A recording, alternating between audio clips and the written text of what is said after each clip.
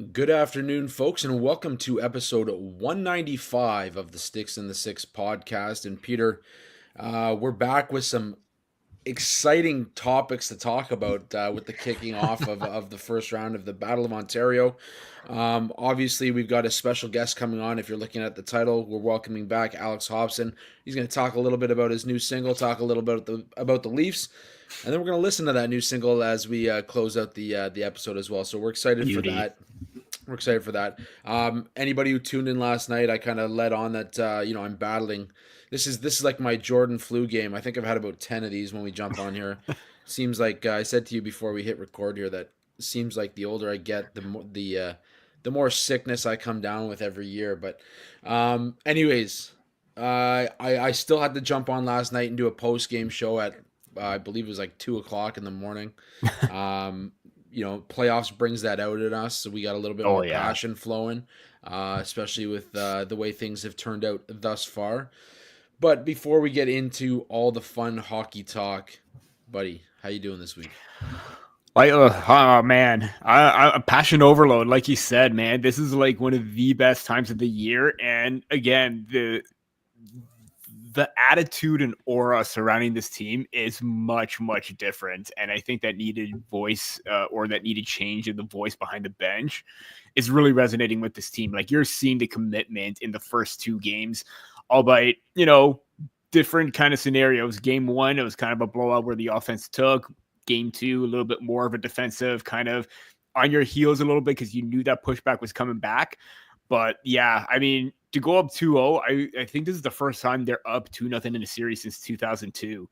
And correct me if I'm wrong, the last time that happened, or the last time that did happen, the Maple Leafs did go to the conference finals against the Carolina Hurricanes. Last time that happened, you are correct. That also was the last time that there was a Domi on the team for some 2-0 playoff hockey. So There you go. So everything's coming full coincidence? circle. Yeah, This yeah. is history repeating and the hockey gods basically being on our sides, hopefully. So, yeah, no, great to be on here to actually talk about positive playoff hockey talk. It seems like the last few years it's always been, yeah, there's a positive, but there's a lot of what ifs and negatives that we have discussed in the past. And what better to do it with one of our good friends, former co-hosts, coming back on here to talk about everything hockey, music, and all that. So, yeah.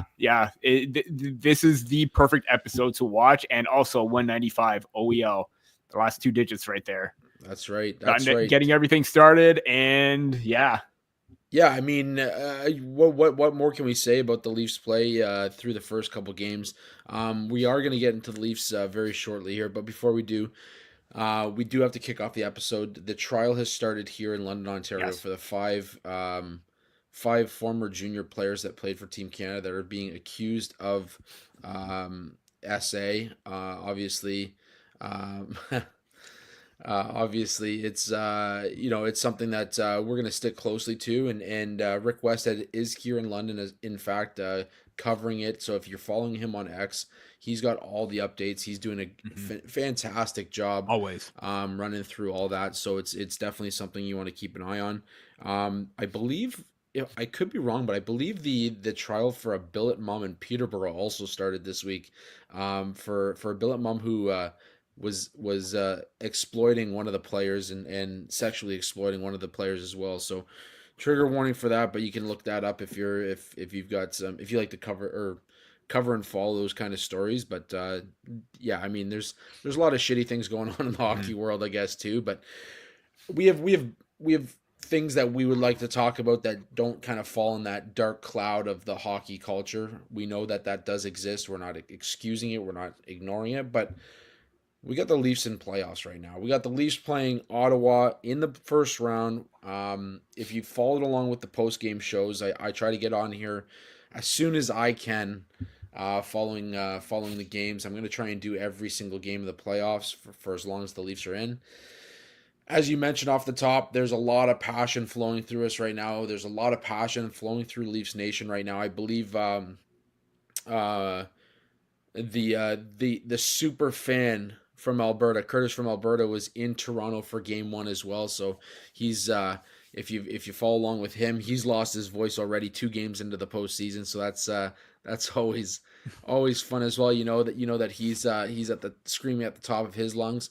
But yeah, the other thing to note, as you just kind of threw it in our doc here, is Lou Lamoriello is also out in the island. And um, our big boss man over at the Hockey Writers, Dean, he's always kind of joking about the recycled and reused and all that kind of stuff about coaches and GMs. And it'll Yeah. be interesting because right now the Islanders are talking about how far their search is going to go for a new GM, and it could be somebody new, it could be somebody that's been within the game for a little while, but it'll be interesting to see what route they go with this. That said, I think this team 1000% needs a change. I think a Mhm. team with Matt Barzal needs to see Matt Barzal play offense the way that he's capable of. And I think this is going to be probably the best thing for the New York Islanders moving forward. And, I'm sure Lou's always going to find a way to find, get his feet back in the game. But I think this is the best change as of now. Coaching staff is staying put.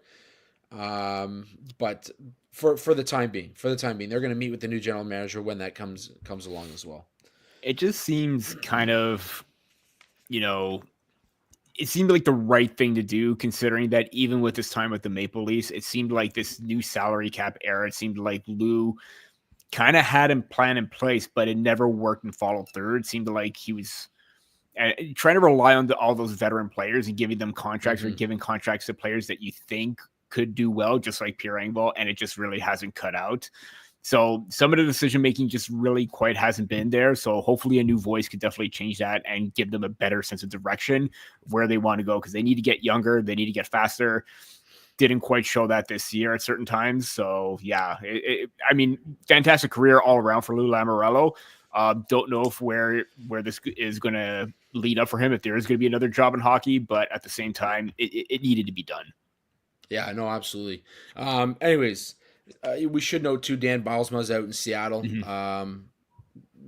Again, some changes will come there. I think Seattle's kind of mid-level team right now, but who knows what coaching changes can do. Again, that was another coach that's kind of been recycled, reused throughout the last decade. But anyways, let's get to the Leafs. Let's get to playoff hockey. Let's talk about what's going on right now with our beloved team. The Twitterverse, the socials, everything's exploding right now with how shitty officiating's been for the Ottawa Senators. You've seen Mark Mathot jump on and give his 2 cents about how Stolarz should have been given a penalty earlier on in game 2 with what was going on with Ridley Grigg. We'll talk about that in a sec. Craig Anderson jumped on and said, yeah, I think he was on TSN 1200, and he was saying, officiating's kind of been one directional at this point in time. I mean, we're talking about the Ottawa Senators, who were the tops in the league in terms of drawing penalties throughout the regular season. Toronto was 28th. They've been 28th since 2016 if you go back that far. The numbers don't lie, right? Like, the numbers don't lie. Mm-hmm. It's and as somebody commented on our show's TikTok page, they want to see people that can admit when their team is benefiting from calls. Are the Leafs benefiting from the officiating so far in games 1 and 2? Absolutely, because they're getting power plays. There's not there. That's not to say the power plays or the penalties are the wrong call. It's not to say anything like that. Before we continue here, we're gonna welcome him on, the rock star himself,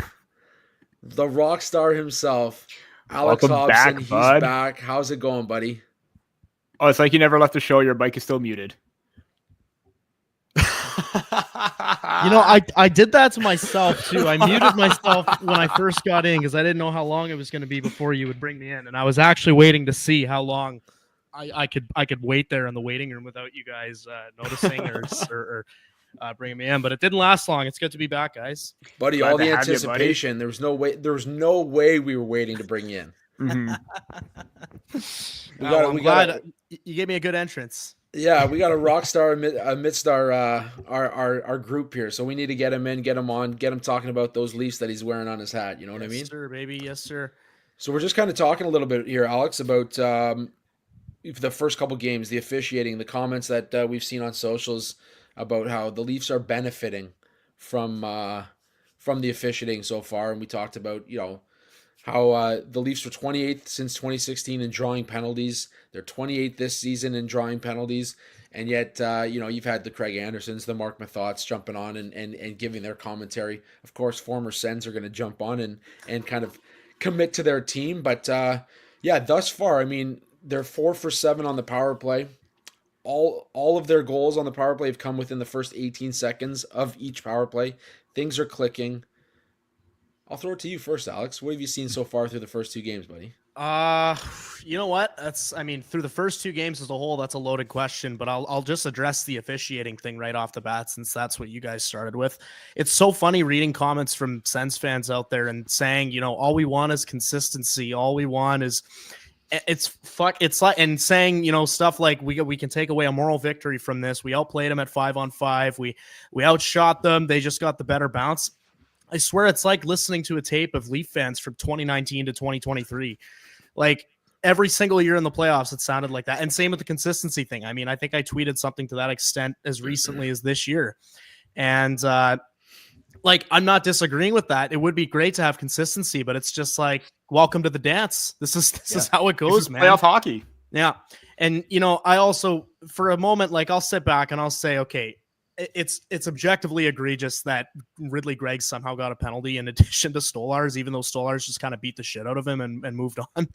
But so I'm not. This is not to say that the Leafs have not done anything bad, and they definitely there have been a couple of calls that they've definitely benefited from, but I just think about all those times when we bitched about the officiating in the playoffs, and we talked about, Kerfoot's phantom high stick in Game 6, and the pick play from Justin Hall that allowed resulted in the disallowed goal. And hell, if you want to go back to the Babcock days, Nazem Kadri getting thrown out because he boarded Tommy Wingles or cross-checked him, whatever it was. And I look at all that and I think, do you think these same fans were on the Leafs side back then? No. No chance. They were not. You were not. So respectfully, shut up. You don't get to there's nothing else to. You don't get nothing else to be said. I don't know. Hey, listen, I have no qualms with bitching about the officiating when it's not going in your team's favor. Everybody does it, but to all of a sudden pull out the consistency card and say, well, all we want, man, is like face it, you're a young, inexperienced team in the playoffs for the first time. This is how it goes. This is there's no pro Leafs here. Yeah, I don't know. I think I'd be just repeating the same thing over and over. I was about to say, even if you're not a young, inexperienced team, you're still not going to get consistency because look what's happened in some of the other series too. I think there were a couple bad calls in the Washington-Montreal series where both sides were kind of disagreeing on things like that. So it's not, because you're young and inexperienced and you're coming here for the first time since 2017. This is reality. Like we're going to expect bad calls either way. Like I'm not a fan of the, it needs to be a follow through in order for it to be a high stick. I really think that it should have been a 4-minute penalty. I don't like that rule. I think whether you're cautious or with your stick or not, you need to know where it's going at the same time. I know there's probably going to be people complaining about that online as well. That's just how I feel. There are other people that feel the same way. It's just that it's just the way it is. This is playoff hockey. You don't like it, but you just got to suck it up and deal with it. Yeah, I mean, whistles go away at a certain point in playoffs as well, right? Like they're going to try and set the tone a little bit early, but as you mentioned in Washington, we saw the cross check on Brendan Gallagher went uncalled. There's lots of things that are going on throughout the league. It's human error, and like you said, Alex, we've dealt with it for so many years. We were the ones sitting here bitching and complaining for the last 5-6 years about the officiating going the opposite way. So.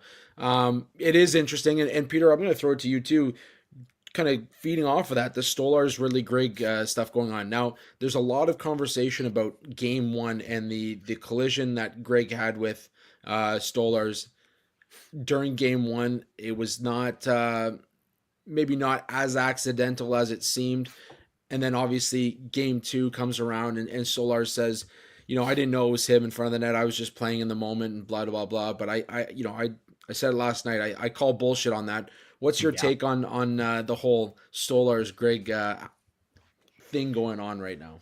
Yeah, I kind of agree with you on Stoli right there. I kind of call BS as well. You see the number, you see Greg in front of him. You knew it was him. He took like 3 or 4 good whacks plus a body check when he's coming into the crease. And to be honest, based on what happened before when he purposely / accidentally went into Stolarz and hit his leg, you knew what he was doing. He was trying to get under his skin. That could have been a very serious injury. Let's not kid ourselves. And I understand everyone wanted a message to be sent right away for doing that to Stoli. But then again, you're already up in that game. I think it was 4-5-2. You just want to be calm. You don't want to give them any incentive. You don't want to show any emotion whatsoever. You'll let your play dictate how everything's going to work out. And then they sent messages later on towards the end of the game where there were like 2 or 3 different scrums. Fine, no problem with that. Mid-game, stick to your game plan. I like that. The fact that Stoli took matters into his own hands game 2, I absolutely love that. Mm-hmm. And I think he even heard, like, I think it was Ed Belfour on the take, hot take. To me, that's like that throwback goaltender, like giving those cheap shots, get out of my crease kind of thing. Because goalies back then, they weren't afraid to throw down as well. And the fact that Stoli stood his ground, threw that little shoulder in front of him as well, I don't care that he got the penalty. Take it. Message sent. I would if that was any player, any goaltender, if I was the coach behind the bench, I'm pretty sure Berube agreed with that. He didn't mind that. I didn't mind that at all, and I don't think anybody else should. And I just want to point out the fact that really Greg is becoming more public enemy number 1 right now than, let's say, Nick Cousins or even Brady Tkachuk right now. I know we hear the Brady sucks chants. Nick Cousins scoring that game-winning goal with Florida, basically breaking or, tearing his own knee with that hit on Jacob Quillen, forced him out. He's already becoming a villain himself, but really Greg is instilling himself as that. And, when I was doing the playoff preview, I think when I was talking with Jacob Billington, our Sens writer, he said that Greg was going to be one of those guys that could be Brady Tkachuk-like, and he definitely is. So the fact that he's trying to get in the face of the goaltenders, trying to get into the bench, that cross-check on Johnny T, which was 100% similar to that of Morgan Riley, all by different situations, but shoulder right up, hit him in the head. Riley gets 5 games. Greg doesn't. Digress. And the fact that Austin Matthews snapping his stick in the bench, honestly, that's just a big FU to really Greg, saying that get out of here, kid. This is our time. We're going to show you who's boss. And the fact that it's the captain and the goaltender leading the charge right now, everyone should be behind that 100%. Yeah, a couple of things. The collision at first reminded me a lot of Dwayne Rolison back with the Oilers when his knee got crushed on the post there, and it for a second there with Stolarz taking his time to getting up, I was a little worried, but it was good to see him come back and have a good game. But I mean, he's a big boy. He's a big boy. When he just laid that shoulder into Greg when he was coming back across, it will make Ridley Gregg think twice about the things he was doing prior to that interaction. And even the little stare down too, being like, yeah, let's see you get up now. Yeah. And the little hacks. I mean, anybody who's ever played goaltender knows that, there's no protection on the back of those legs. So you're going right for the back of the legs when they're standing in front. But I personally liked it. I didn't mind the minor that he took. I think, and even the ref came over after and said, we gave you a bunch of shots. A couple mulligans right there. We're gonna have to tag you on that last one. But I have no issues with it. And somehow we talk about the officiating. Somehow he took Ridley Gregg with him, and that's the best part about it. That's what you want to do. That's what you want. You want to bait guys like Greg and Tkachuk into that stuff so you can take them out of the fold. That's just smart. It's the lack of control, right? The lack of control. I'm sure you guys heard when they were announcing Stolarz's penalty, the fans went nuts too, which was awesome. Oh, yeah. It's been a hell of an atmosphere in there so far. Like it's been fantastic. I do want to talk some more Leafs, but I don't know what your timeline is, Alex. So before we get into the last part of the Leafs conversation here, I want to talk about what you've been doing since you left the podcast. You've been busy. You've been crazy. You've been tearing it up across the nation, buddy. What's going on? Doing those tours. Oh, geez. Yeah. Well, I appreciate that, guys. Yeah. It's been a lot to take in. And it's part of the reason why, and I kick myself a little bit for this, but I know that you guys obviously don't.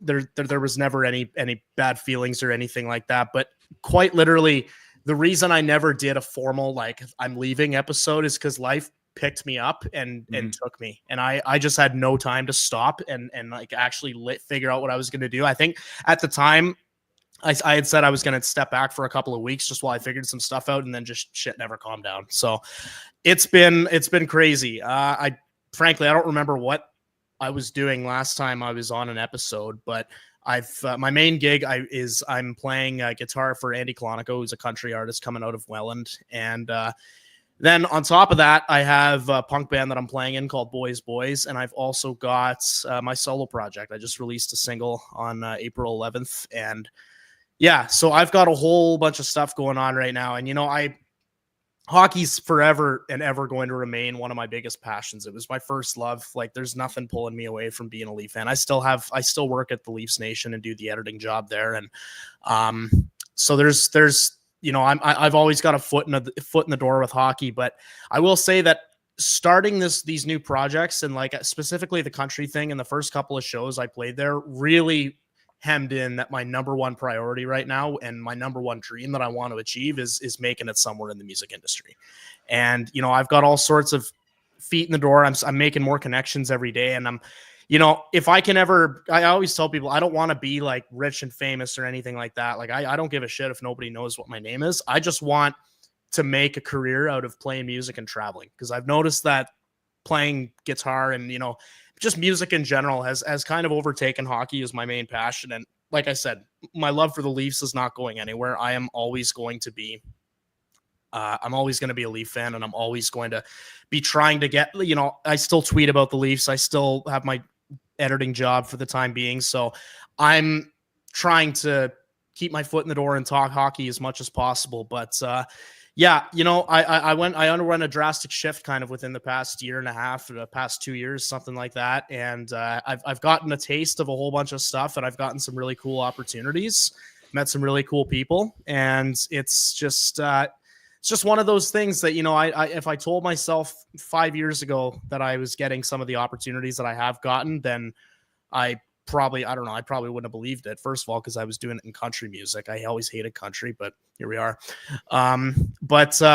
Yeah, we're back in it. And, I think just knowing that I've had some cool opportunities like this and that I've got a taste of it, it's just, if it's the opportunities right in front of me, why wouldn't I chase it? So it's been a very hectic couple of years for sure, but I'm still tuned into hockey. I'm still as much of a degenerate as I was a couple months ago when I was last on the puck. A couple of years. I don't know how long it's been, to be honest. Probably a year now, maybe a little over a year.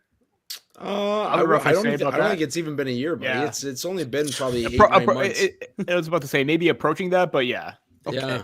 Yeah. Like I said, I've got my concept of time is just out the door. I've everything kind of blends in my head. So, well, buddy, you know what? Like, I think I speak from for Peter and myself when I say, like, we're both happy that you let life pick you up and kind of take you on this whirlwind of an experience, and you will forever have a home here no matter what. Yeah. Like, anytime you want to pop on, even for 10 minutes just to shoot the shit with the boys, you're always welcome to jump on. And I know Peter and I are both always going to be tuned into what you've got going on, and we may not look like the kind of groupies you want, but you got a couple groupies here at Sticks in the Six. So I think you both fit the bill perfectly. Actually, what I'm after. I was looking for a bearded guy and a clean shaven guy who have takes about the Leafs and write about hockey. If you know anyone, there you go. No, I was about to say, if you need a couple roadies too, yeah.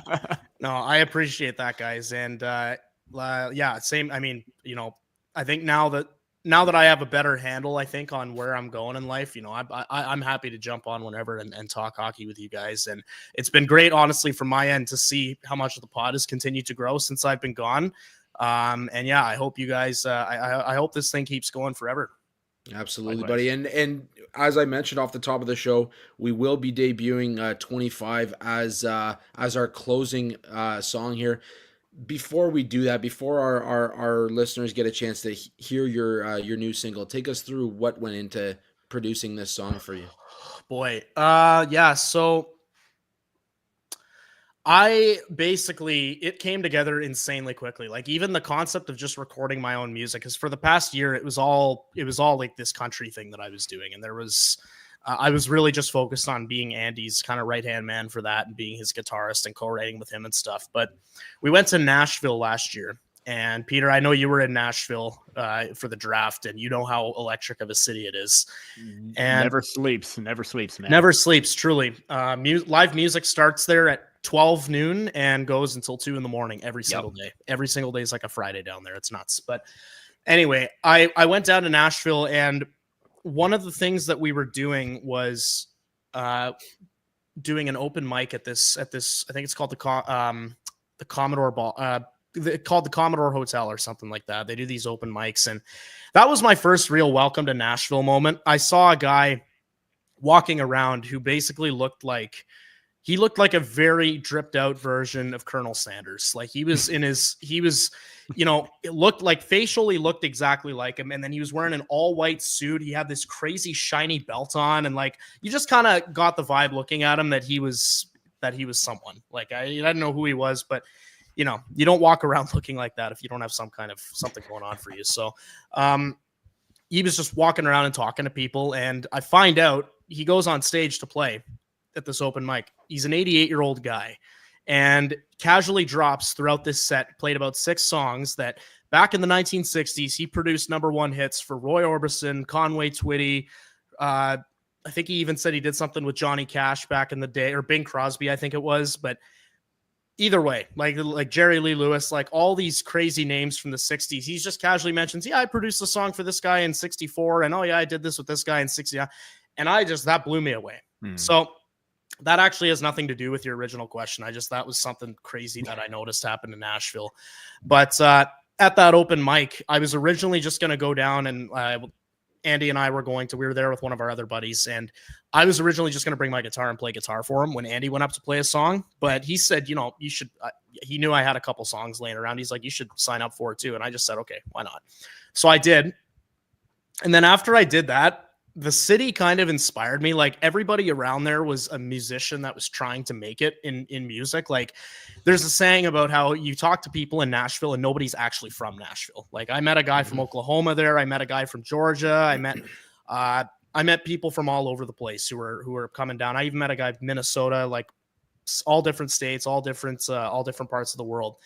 And just being around them inspired me. I was like, you know what? Like, if I have songs that I'm sitting on, I'm just going to record them and put them out there. Why not? Like, we'll see what happens. So, fast forward to October, and I wanted to get more than one song done. And lately I had been doing a lot of reflecting about just my life up until 25, and specifically in the past couple of years, like I would say maybe primarily the pandemic years. And when I originally went to Niagara College and left my plumbing job that I was at, I was working for my dad's company. I knew that I was doing the right thing for myself. And I always told people that I was glad that I made that decision. But deep down inside, I was always questioning myself and asking, am I doing the right thing? Right? Like I got no money right now compared to where I was a couple years ago. This is a scarce industry to get into. Like there's a lot at stake here. And I just nonstop question myself. And it wasn't until recently that I realized that I'm truly happy where I am. Like I ended up getting a full-time job in radio. I've got all this music shit on the go. My second source of income is writing about hockey. Like I felt very privileged to have kind of had things work out so that all of my sources of income and everything that I had to get up and put in work for was something that I was interested in, something that I liked. So that song 25 is quite literally just a narration of the past couple of years and just me questioning myself. Like, is this where I'm going in life? Is this the right call?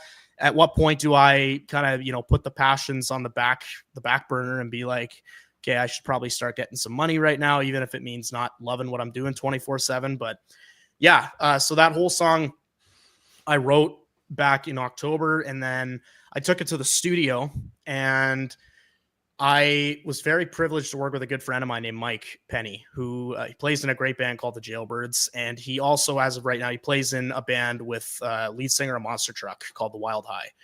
And these guys, like one of the most talented musicians I've ever met, Mike. And he is just a great dude.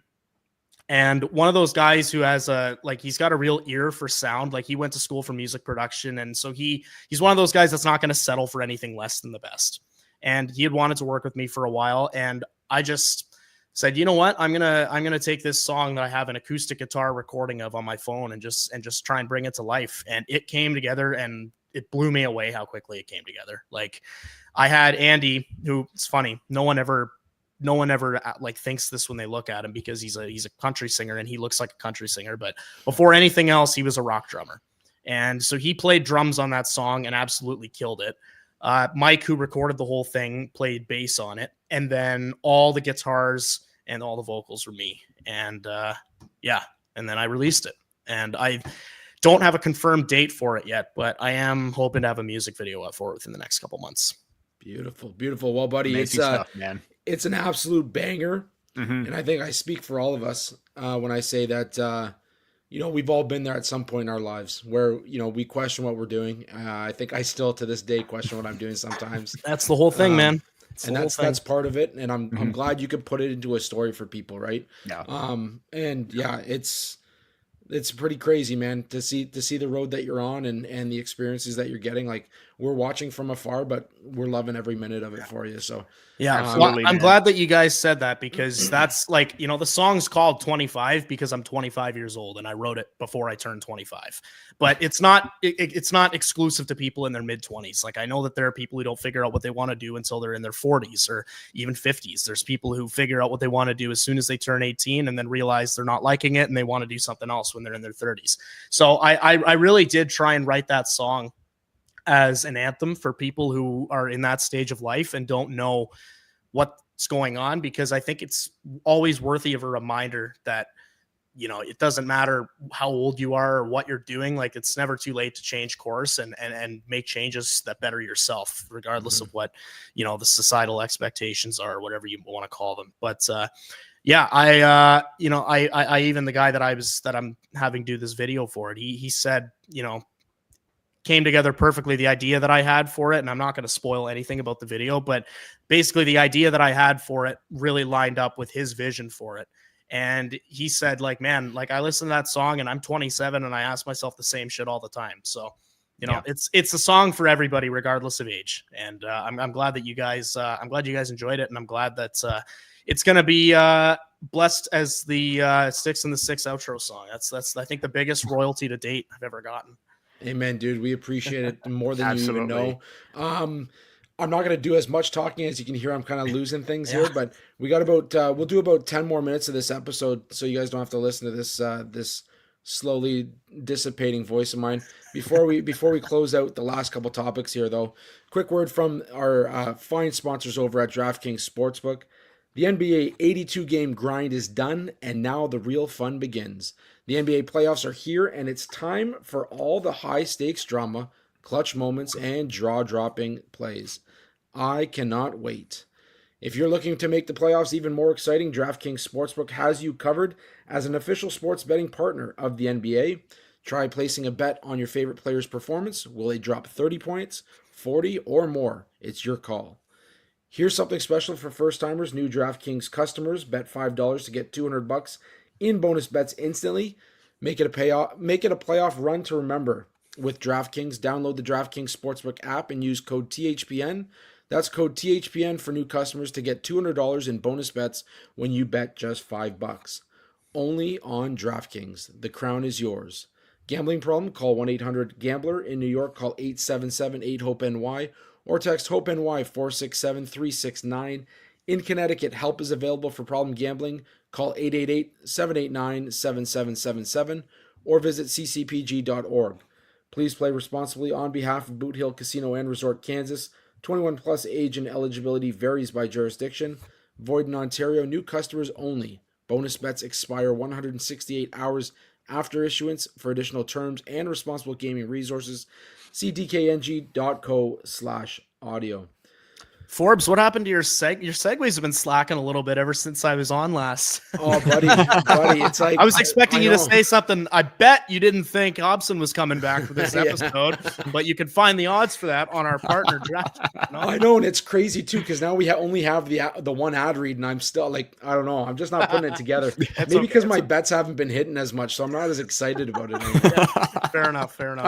I'm still riding this preseason futures that I put on Winnipeg to win the cup though. Oh, did you? Ooh, 27 to 1 odds, man. That's gonna It's get looking pretty awkward. good. What if the Leafs and the Jets are in the final? That's a win-win, honestly. I might honestly, yeah. I might have to cash out if it goes that far. I might have to cash out if they go up against the Leafs, but we'll see. We'll see what happens. Get that Canadian Cup final. That's all I care about. That's right. Anyways, we're gonna tie in the last couple topics here. We're talking about Leafs defense as well as Stolarz versus Allmark. So we've seen kind of what Allmark's put forth. His numbers obviously disappointing throughout his playoff career versus Stolarz, who right now is riding a 10-game personal win streak. His goals against is below 2. His save percentage above .930. And I believe it's 3 or 4 shutouts within the last 10 games. So a pretty incredible run. Part of that, though, is like you look at the Leafs defense, and the first time in how many years this team looks like they've got a solid back end, blocking 32 shots last game in game 2 versus 6 for the Ottawa Senators. Alex, is this the most constructed defense we've seen for the Toronto Maple Leafs in a long time? Not even a question. I mean, I was really prepared to go into the playoffs with a little bit of like a concern in the back. Like I knew that the number one priority at the deadline was going and getting that center, and they did that with Scott Lawton. And I was thinking, in a perfect world they trade for a defenseman too, but I was expecting more of like a Lyubushkin type. I was not expecting Brandon Carlo at the buzzer. And so when Treliving came out of nowhere with that trade, I looked at the team and I'm like, this is actually a good defensive core. And I'm not going to lie, for a while, I was confused that Berube kept going to Simon Benoit for the bottom pair with OEL and making him play on his offside. I have to say, in the past 10 games or whatever it's been, he's been making me eat crow because he has been a completely different defenseman.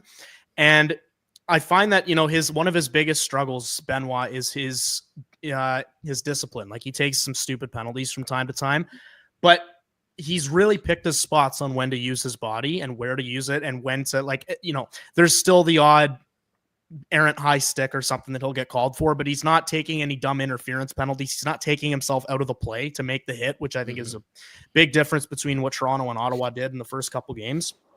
But I think the fact now that Simon Benoit is their clear-cut number 6 guy, and you've got him jumping into the rush like Simon Makar in overtime yesterday and hitting Max Domi with that pass. I thought that was the most clear dump and chase play that we were ever going to see, but he went off course and he set up the game winner in overtime. And I mean, you don't have to say anything about Chris Tanev and Jake McCabe. Those guys, they're the best shutdown pair the Leafs have ever had. I'm comfortable saying that. I know that there will be some talk about the Battle of Ontario days with Dmitry Yushkevich, and remind me who his defensive partner was. I was a toddler. He had a couple. He had Markov? Markov. Yeah, Daniel Markov. He also had the late Alexander Kropotsev at one point too. Yeah. Okay. So anyway, point stands. I still think that the McCabe and Tanev pair, just the amount, the physicality that McCabe brings compared with just the clean breakout pass and the smarts that Chris Tanev brings and just the calmness that he brings back there. Like, I have never seen a player who plays like how it feels to get a warm hug. Like it, like every time he's on the ice, I feel comfortable and I don't sweat ever when he has the puck. So they're a perfect defensive pairing. Then you look at what Carlo's done for Morgan Riley. And if you remember about Riley's playoff run 2 years ago, where he really went playoff mode for the first time, he was skating alongside Luke Schenn, and Luke Schenn probably wouldn't be the same guy this year that he was 2 years ago. But what he did for Riley down the stretch, and even when they got eliminated, they didn't get eliminated because of Riley and Schenn. They did their job, and and specifically Riley stepped up his game offensively. I feel like we're seeing that exact same thing unfold with Brandon Carlo now. Except Carlo, maybe a little less physical, but he can make a clean breakout pass. He's got the size that Treliving loves on the back end. And then you got Ekman Larson in a role that he was playing in with Florida last year. He was their number 5 defenseman when they were at full health. He obviously jumped up when Ekblad and Montour were out, but for the most part, he was thriving in a bottom pair role. You've got him, and you've got Simone Benoit, who's all of a sudden playing like this completely sturdy number 6 defenseman. I genuinely do not feel concerned with any pair on the ice at this point, and that's not something I've ever been able to say. And before I move on from the defensive core, I have to say, when Craig Berube was hired, I was very much I won't say I wasn't a critic. I knew that he was a good coach and he had the accolades, but I wasn't really not even that I wasn't sold. I just wasn't convinced that a new coach was what the Leafs needed. Now, granted, at that time, I was totally okay with moving on from Sheldon Keefe. I didn't see the Berube hiring as, oh my God, this is the guy the Leafs have been missing. They're gonna go on a cup run now. It was more just, okay, this is the best guy on the market. Let's see how the core and the rest of the team adapts to him. I have to say, with where they are right now, they are playing some of the best and the safest hockey I've seen from them in a long time. Berube's got them playing a very north-south style of game, and everybody hates that they're losing the 5-on-5 battle and they're getting outshot all the time. But in the end, they're just finding ways to win. They're saving their high danger chances for the right time, and obviously it helps that they've got such elite goaltending from Stolarz and Wall this year, and obviously, you know, the improved defensive core that we just spent 10 minutes talking about is a big part of that as well. But I just found that when the Leafs get into positions where the offense isn't coming easy, it's almost like they don't have to rely on the constant east-west, using the time and space and making the perfect set play to get themselves back into the game. They're comfortable just playing dump and chase hockey, just keeping it simple, getting pucks to the net. And I really do believe that Berube has taken them to a level that I didn't think he could get them to this year. And I don't think if the Leafs lose a playoff series this year, I don't think it's going to be because he got outcoached. I think that Berube is a guy that's won a cup before. He knows what it takes. And I think that so long as the guys keep buying into the system, I think they're perfectly poised to go on a long run. But I need to see, obviously the actions will speak louder than the words. But just what I've seen from this team in the playoffs is exactly what was advertised. They're playing safe. They know how to play in tight games. They're not, you know, there'll be the moments where people on the other team are hemming them in their own zone, and they're you know, obviously they're struggling to make a clean breakup pass. Like, that's not going anywhere. But I just feel like it's been easier for them to stay in games where normally they would have kind of fizzled out a little bit. And I think, like, you let a domino effect happen and one thing goes to another. But overall, I've been really happy with where Berube has them right now. There's one line that Berube said after game one that really has stuck with me and really has exuded a lot more confidence out of me and put it into the Maple Leafs. And that was, game one's done. It's behind us.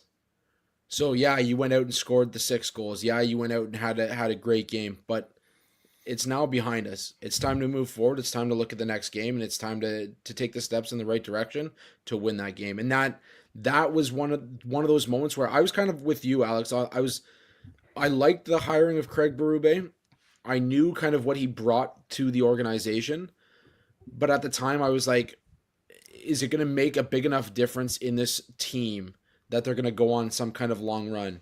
And it was that line that kind of solidified everything for me. That, along with watching their play, like you mentioned, their way of kind of closing down in the slot in their own zone now. It's a unified shutdown, right? We haven't seen that in a very long time. We've seen forwards trying to break out before they even get the puck back. It's been a debacle. But in these 2 games, you've really seen a unified effort, and I think that stems from the coaching style of Craig Berube and you watch Mark Savard like cheering on the bench after the goals. And he calms him down. He calms him down. And he's like, this is, you know, and that's the mentality. Not the right time. We're 10 minutes into game 1. Yes, exactly. Yeah, we're up 2-0, but look how quickly that can go away. Yep. Right? So, but Peter, your thoughts on the overall team defense, your thoughts on, you know, where the Leafs are at and Anthony Stolarz. It's funny that you brought up that comment, Forbesy, because everyone is echoing what he's saying right now.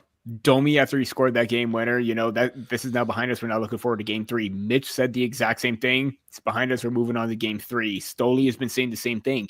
Everyone is buying into that mindset where take it game by game, but don't lose your focus. And at the beginning of the postseason, Berube said, finish your checks, compete hard, do what you got to do to win.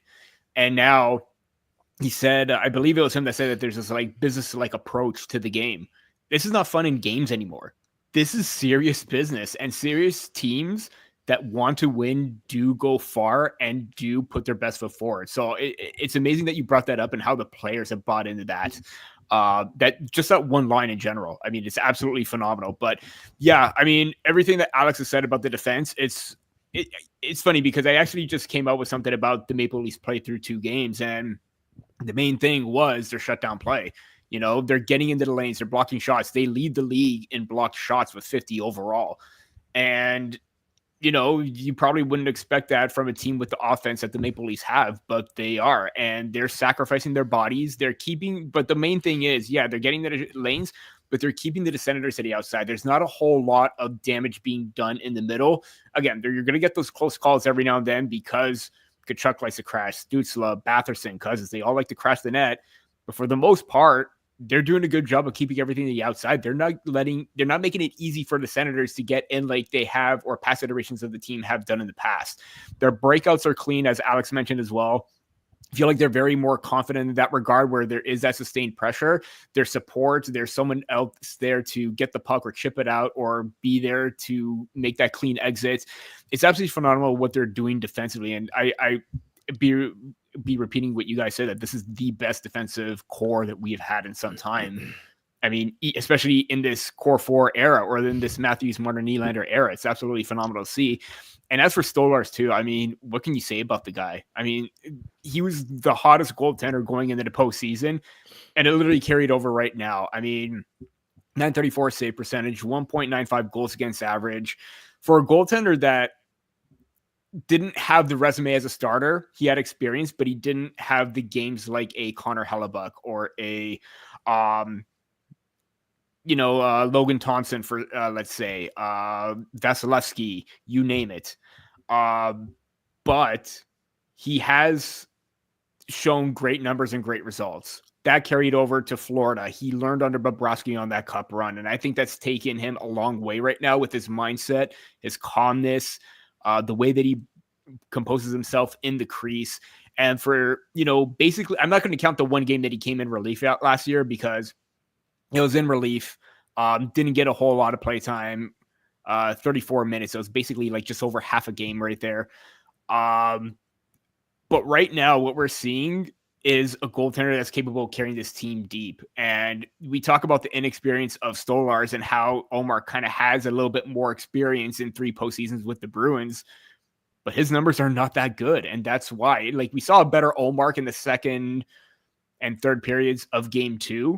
He needed to have that bounce back game. Otherwise, you're probably looking at Anton Forsberg coming in.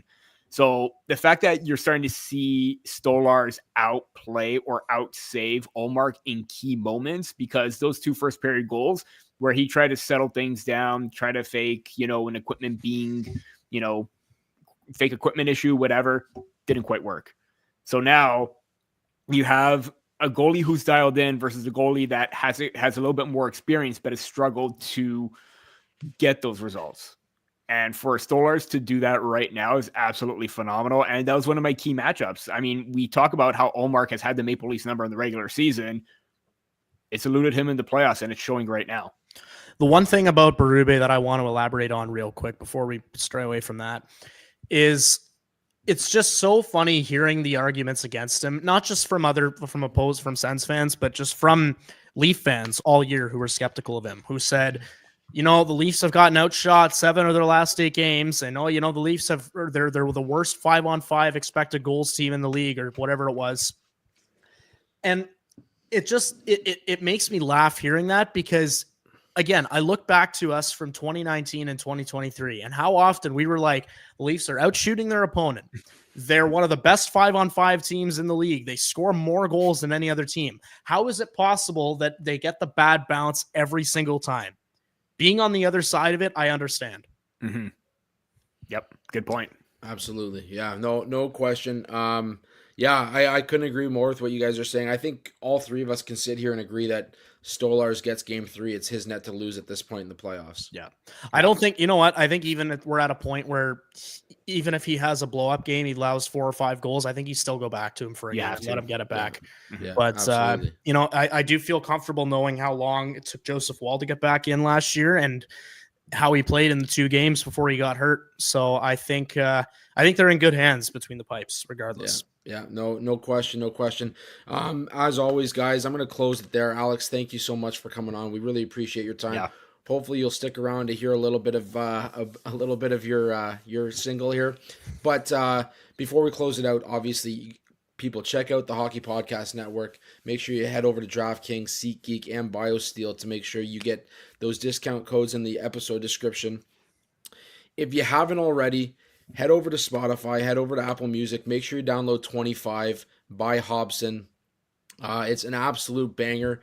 We're gonna be using it as our outro music. We're very pumped about this, and it just kind of fits our pod perfectly. So, Alex, again, thank you so much for coming on, and we're very excited to see what's next for you, buddy. So, we appreciate your time.